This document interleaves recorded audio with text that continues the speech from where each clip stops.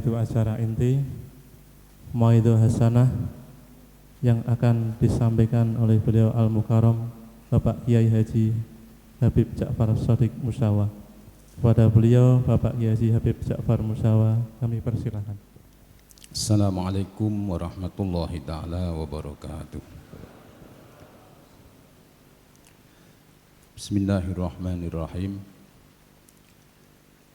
Alhamdulillah.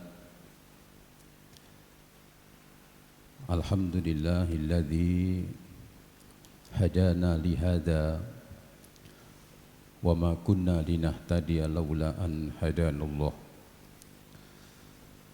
Allahumma salli wa sallim wa barik ala sayyidina Muhammadin miftahi babi rahmatillah adada ma fi ilmillah salatan wa salaman daimaini bidawami mulkillah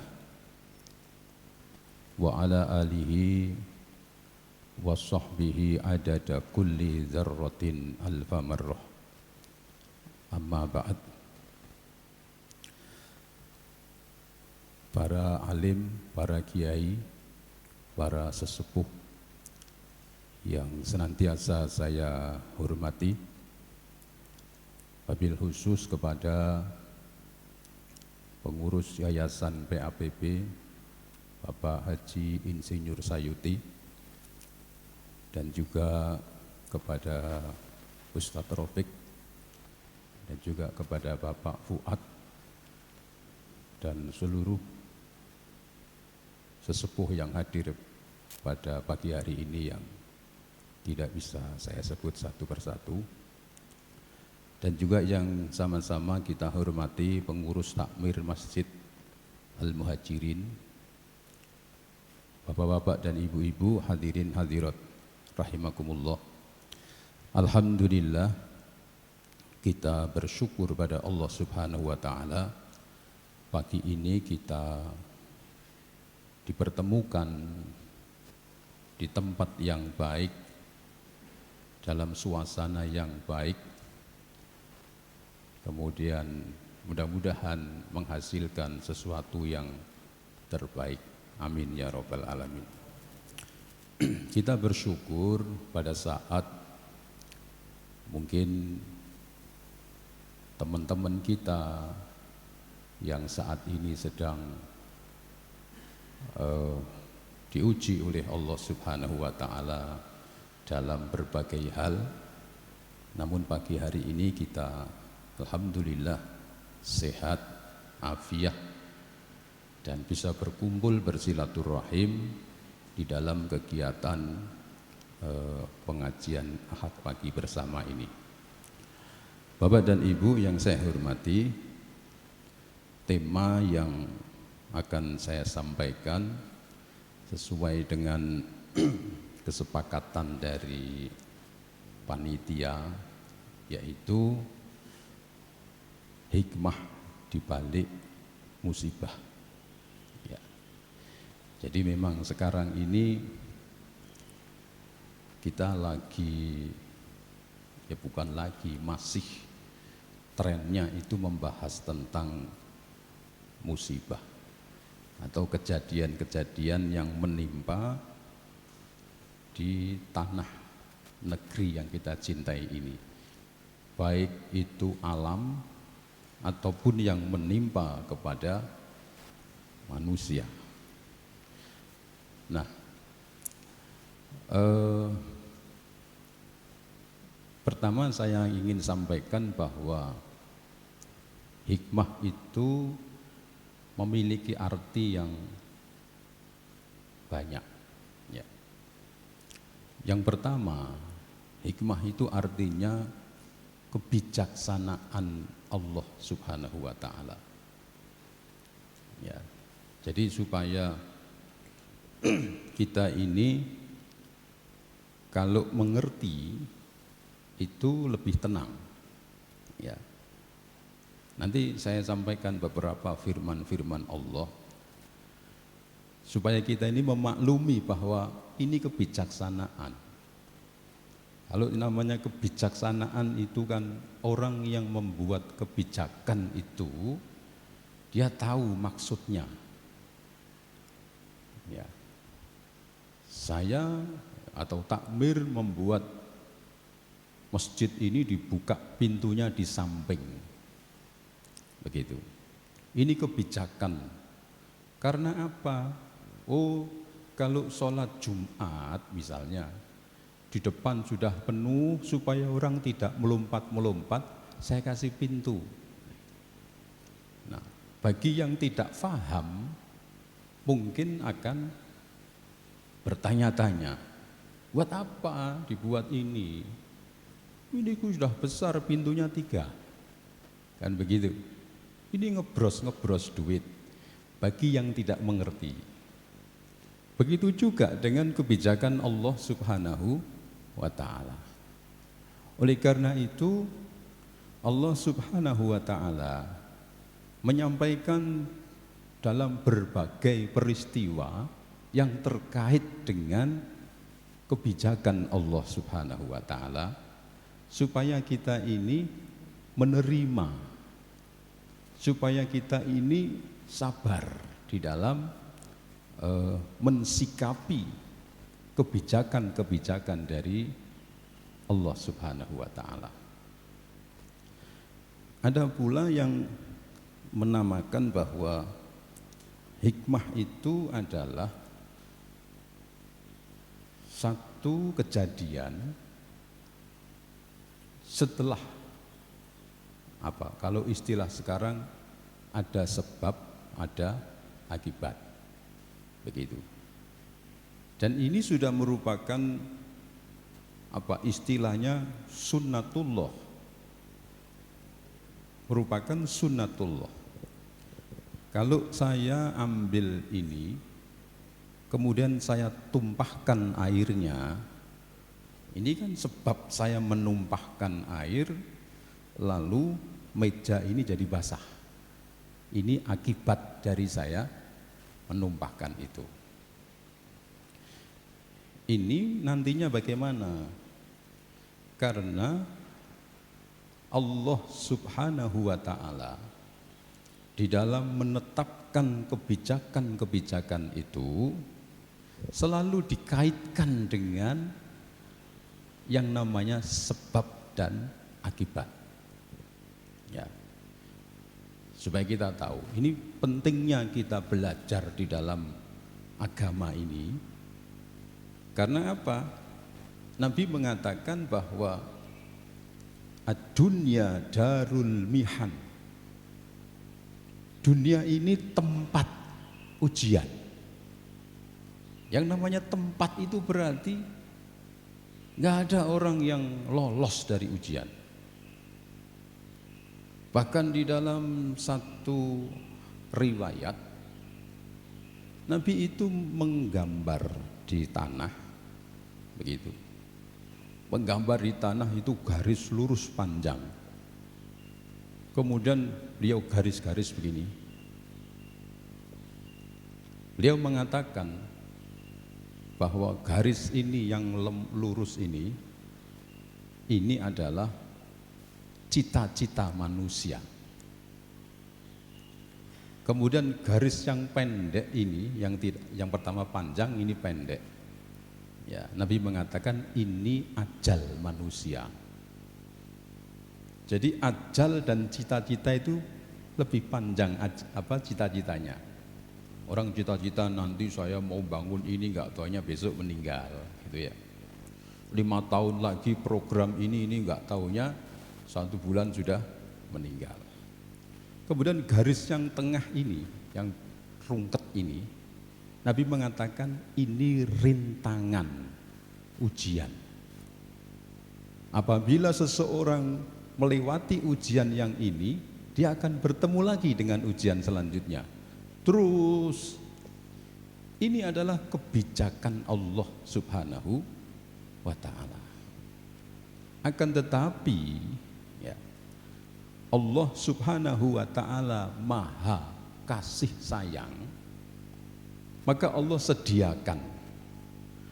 sediakan pahala, Allah berikan pengertian. Allah berikan pengertian. Berbeda kalau Allah biarkan, misalnya saya menguji, kamu cari batu yang warnanya merah di itu kerumunan banyak orang itu. Saya enggak jelaskan ini di sini, nanti kamu tanya di sini, kalau enggak susah. Tapi Allah tidak. Ini barangnya seperti ini. Kalau kamu ketemu orang seperti ini, kamu tanya, kamu begini, begini, begini. Allah berikan kemudahan. Ya. Jadi ini saya sampaikan supaya kita ini tidak termasuk orang yang mengeluh di dalam menerima ujian dari Allah Subhanahu wa Ta'ala. Gitu. Nah, yang namanya kebijaksanaan itu pasti ada maksud yang baik dari Allah Subhanahu wa Ta'ala. Maksud baik itu bagaimana? Di dalam satu hadis Rasulullah sallallahu alaihi wasallam, beliau mengatakan, "Idza ahabballahu 'abdan ibtalahu." Jadi ketika Allah cinta kepada hambanya, maka Allah akan mengujinya. Jadi berbeda dengan kita. Kalau kita ini cinta dengan sesuatu, maka kita akan memanjakan. Kita cinta kepada istri, pasti istri akan dimanjakan. Kan begitu. Mau beli belanja panas-panas, wis ora usah Dik, aku tak sing mangkat wae.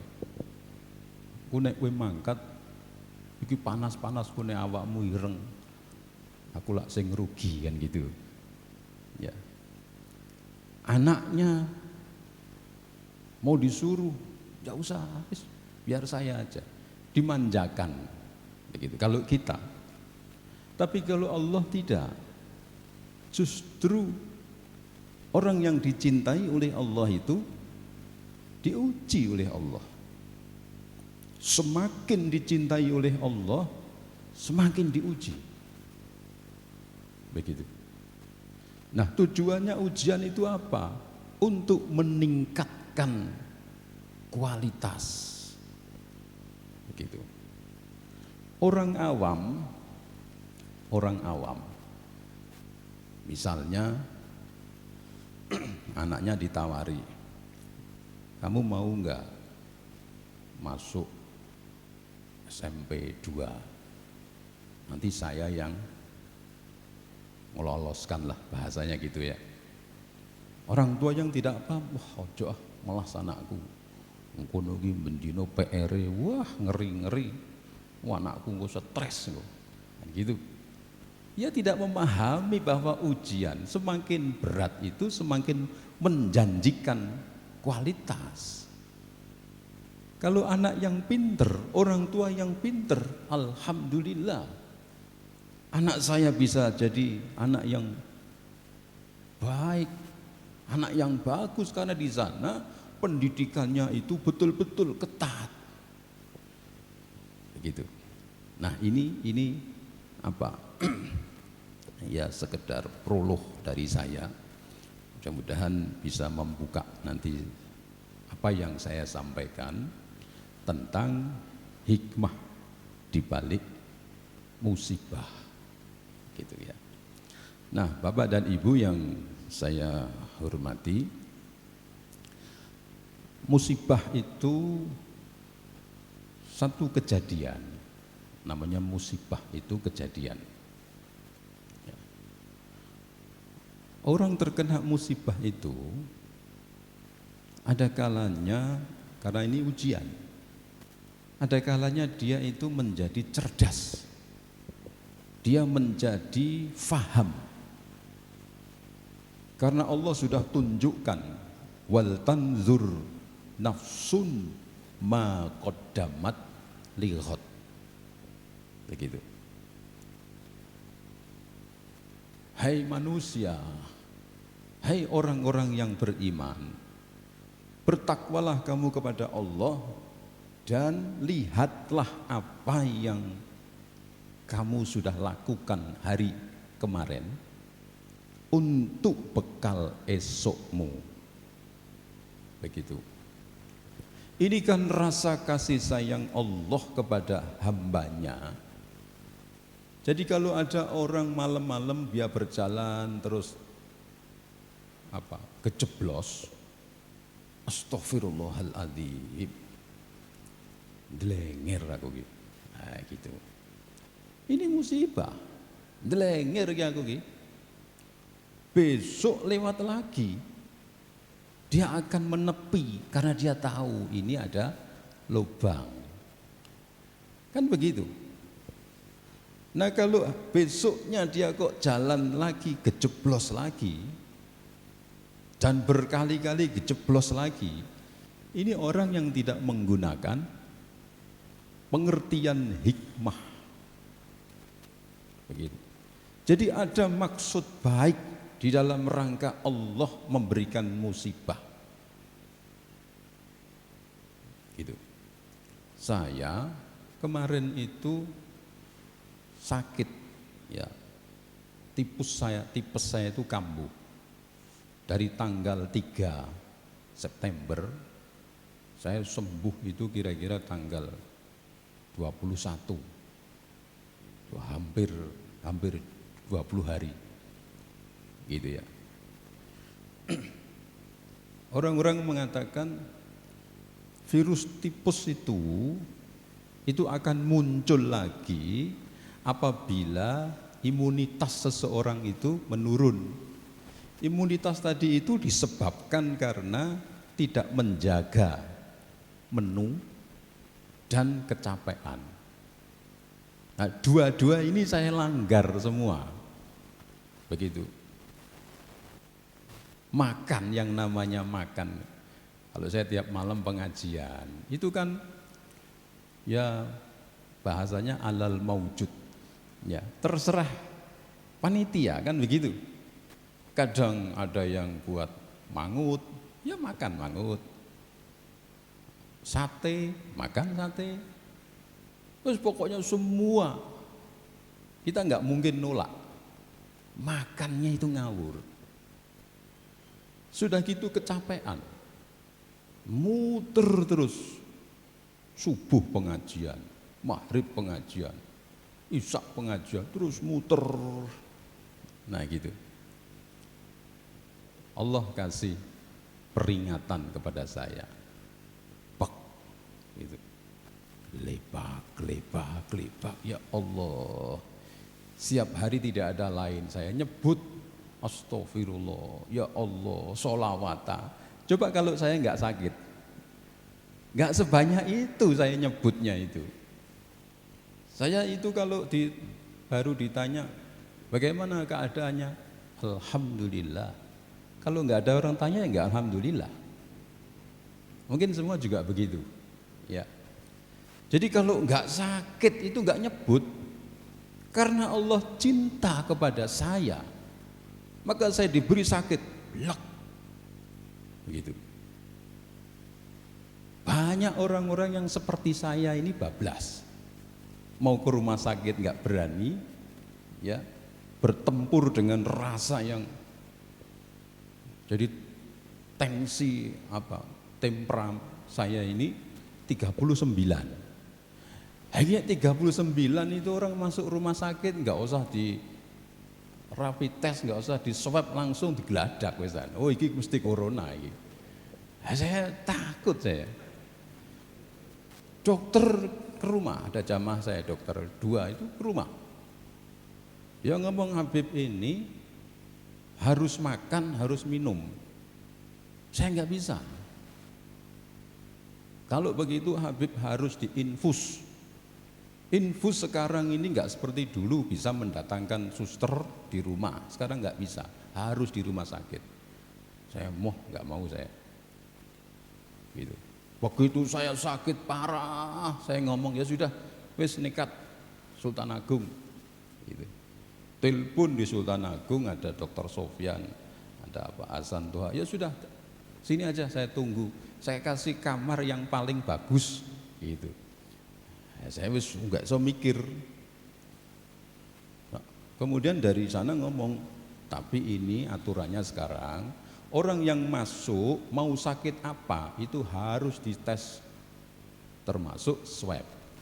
Nanti masuk ruang isolasi 2-3 hari, kalau negatif pindah ke kamar, kalau positif lanjut gitu.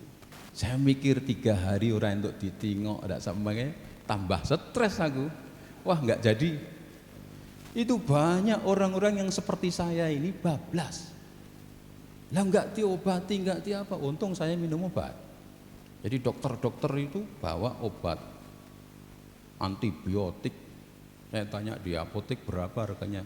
1 plek 500.000. Merah tak ombe maneman, tak ombe kok. Gitu penuh dengan obat.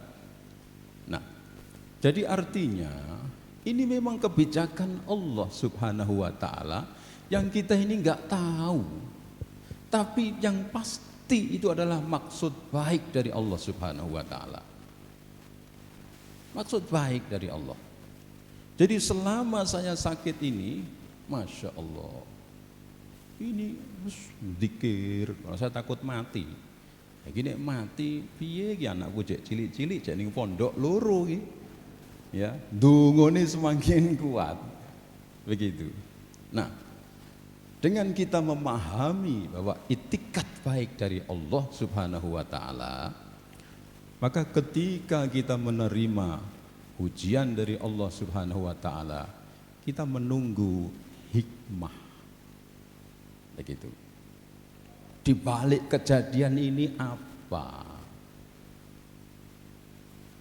Yang tentunya kita sudah paham bagaimana Allah mencontohkan satu contoh yang konkret di dalam kejadian peristiwa Nabiullah Musa alaihissalam dan Nabiullah Khadir alaihissalam.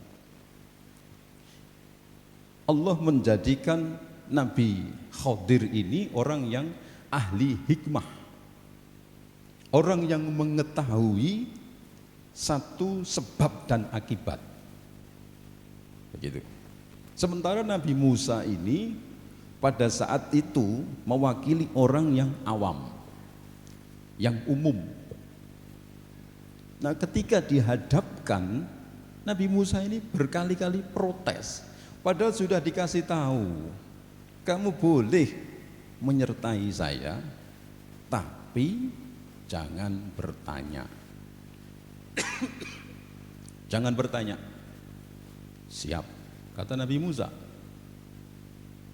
Begitu naik kapal tuh enggak bayar, gratis, dipersilahkan oleh yang punya kapal. Monggo, monggo. Lah kok Nabi Khadir itu asik melubangi kapal, tak tuk dibolongi. Gitu. Nabi Musa tanya, loh, ada apa kok dibolongi? Kapal apik-apik kok dilubangi? Nabi Khadir mengatakan, saya sudah pesan jangan tanya. Oh iya, lupa saya, mohon maaf. Turun dari kapal, jalan baru berapa kilo, ada anak kecil ganteng, anaknya baik, dibunuh sama Nabi Khadir. Nabi Musa tambah, loh, kenapa ini jenengan kok begini? Ini pertanyaan yang terakhir, tanya lagi kita pisah. Oh ya maaf, saya lupa, emosi. Jalan jauh berapa kilo, ada gundukan rumah yang hampir roboh. Diajak bangun, Nabi Musa bangun ini mbek grundel. Iki omahe sapa? Ora sanak, ora kadang kok dibangun jenengan iki. Nah, baru dijelaskan. Ya, kamu tak kasih tahu kapal itu saya lubangi karena di daratan itu ada penguasa yang zalim. Kalau ada kapal bersandar, dilihat kalau kapalnya bagus, disita sama dia. Maka saya lubangi biar tidak disita. Ini adalah hikmah, begitu. Adalah hikmah. Coba kalau saya nggak sakit, ya, tiap hari keluar, isi saya di rumah. Dengan saya sakit kan berdua, ya, berdua. Dia merawat saya merasa masya Allah, iki sing jenenge bojo tenanan ngene iki. Nah, kalau saya nggak sakit, ya sudah, keluar, pulang lagi, keluar lagi, pulang lagi. Nah, kapan kita ini saling pandang memandang? Istilahnya kan seperti itu, ya. Dulu ada orang sakit, saya kasih seperti itu. Jadi bapak ibunya itu sama-sama sibuk, anaknya kena tipes, begitu. Saya ngomong, namanya Pak Mardi, ini kan hikmahnya, masya Allah. Jenengan bisa, oh iya Bib, betul saya rasakan Bib. Saya ini kumpul di rumah itu dalam 1 bulan sekali itu belum tentu Bib. Belum tentu. Ini saya, istri saya, karena anaknya 1, itu di rumah sakit bertiga. Itu merasakan nikmatnya bukan main, walaupun anaknya sakit. Nah, ini kalau orang yang tahu tentang hikmah Allah, dia akan mengatakan apa? Rabbana ma khalaqta hadza batilan subhanak. Ya Allah, gak ada yang kau ciptakan itu salah. Semua yang kau ciptakan itu baik dan benar. Begitu. Karena kalau orang tidak diberikan satu peringatan, orang akan dalam kelalaian. Kan seperti itu. Ya. Jadi intinya adalah, Allah menurunkan yang namanya hikmah itu selalu ada sebab dan akibat. Sebab yang dilakukan secara zahiriyah atau sebab yang dilakukan secara batiniah itu pasti akan berakibat. Nah, kalau kita ini dalam kesimpulan bagaimana negara kita ini kok sekarang ini musibah luar biasa, dari Sabang sampai Papua itu tidak ada yang lepas dari musibah, ya. Nah, ini kita perlu bertanya, apa sih sebabnya? Nah, itu pasti ada sebabnya.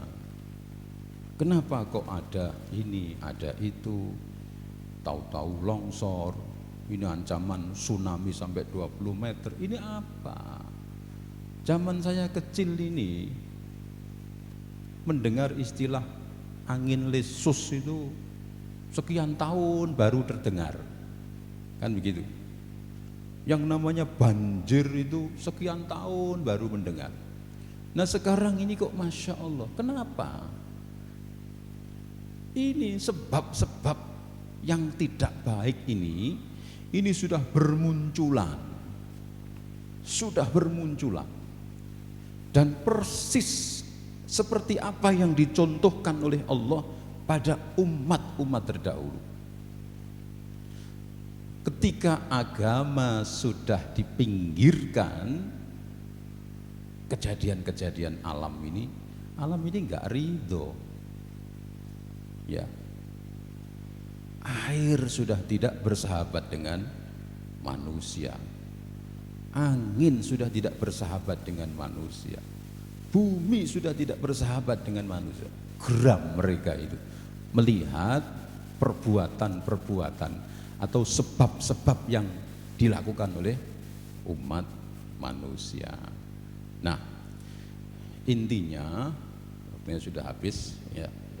Intinya adalah bahwa hikmah di balik kejadian itu bermula dari sebab ada akibat, Dan yang kedua, bahwa itikat Allah memberikan musibah supaya kita sadar, supaya kita lebih cerdas, supaya kita lebih pinter. Begitu. Ya, sekarang yang tadi saya contohkan untuk diri saya sudah mulai mengatur menu-menu yang akan saya makan. Jadi bahasanya gini, saya bisa menggunakan senjata. Maaf, saya ini tipes saya kambuh. Jadi nyuwun sewu, mangote orang tak pangan, nah gitu. Wis ganti sego tempe tok wae. Bisa alasan seperti ini salah satu upaya dari hasil hikmah. Karena betul-betul luar biasa. Saya sakit wis tak kira di tengah-tengah sakit itu tatet kabar ya. Tatet.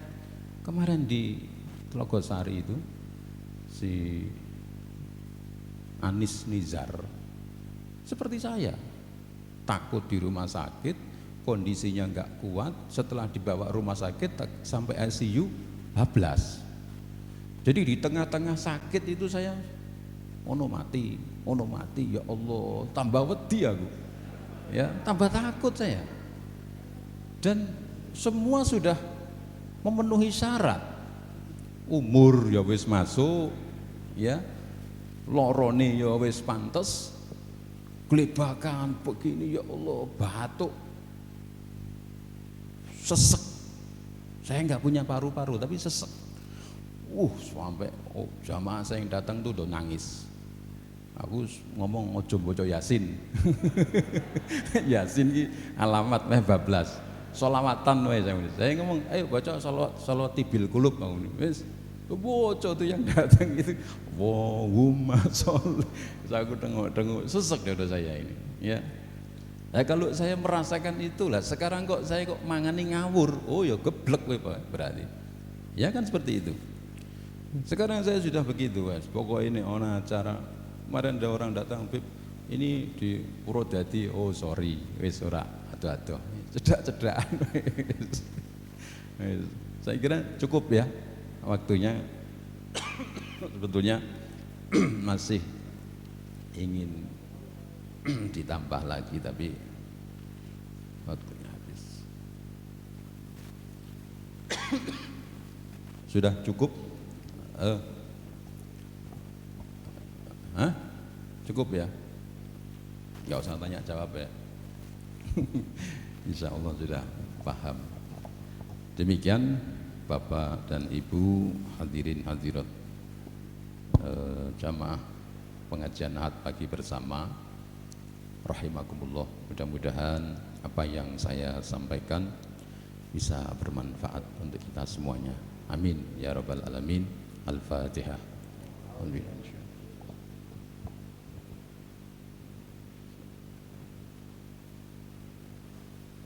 Bismillahirrahmanirrahim. Allahumma hdina fiman hadait wa afina fiman afait wa tawallana fiman tawallait wa barik lana fima atait wa qina bi rahmatika syarra ma qadait wa hasbunallahu wa ni'mal wakil wa la haula wa la quwwata illa billahil aliyyil azim. Allahumma inna nas'aluka al-afwa wal afiyah was salamah wal istiqamah wal qanaah was sa'adah fid dini wad dunya wal akhirah bi haqqi rabbana atina fid dunya hasanah wa fil akhirati hasanah wa qina adzabannar. Wa sallallahu ala sayyidina Muhammadin wa ala alihi wa sahbihi baraka wa sallam. Alhamdulillahi rabbil alamin. Taqabbalallahu minkum. Demikian kurang lebihnya mohon maaf. Akhirul kalam, wallahul muwaffiq ila aqwamit thoriq. Assalamualaikum warahmatullahi taala wabarakatuh.